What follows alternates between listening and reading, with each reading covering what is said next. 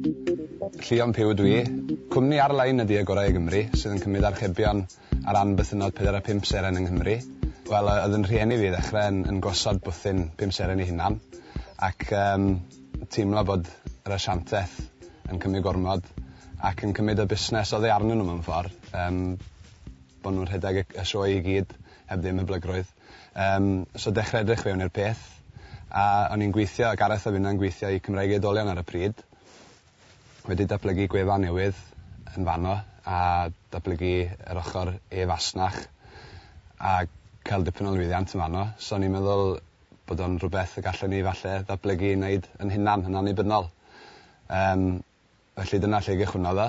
Fuon ni'n trafod ac yn gwneud lot o waith ymchwil ers canol 2009, deg gwir.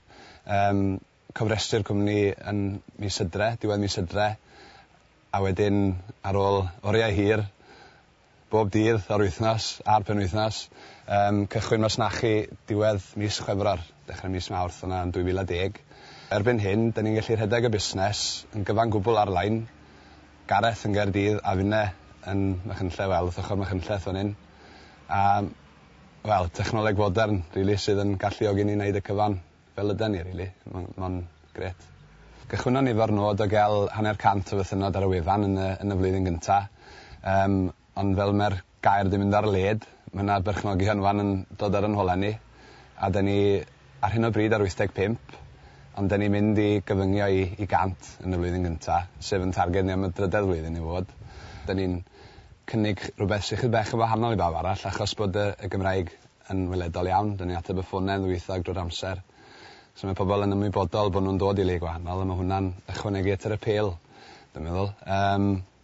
Mae gennym ni sawl ffordd o ddatblygu'r cwmni, a dyna fydd yn galluogi hynny, dig gwir. Mae gennym ni yr ochr, da ni'n trio datblygu'n barod, sef cymryd bookings ar ran bythynod sydd ddim yn 45 seren. So bod ni'n prosesu taliadau ac yn cael comisiwn bech fanna, rhywbeth bech eitha hawdd. Datblygu'r ochr hysbysebu ar y wefan yn strategol o flwyddyn nesaf ymlaen, pan mae gennym ni ddigon o draffig gallu gwerthu y gofod hysbysebu. Ac wrth gwrs, efo enw fel y Gorau y Gymru, Best of Wales yn Saesneg, mae yna sawl ffordd o ddatblygu hwn, does am rhaid o fod jyst yn bythynod yna'n arwylio. Hwna di'n cam gyntaf ni.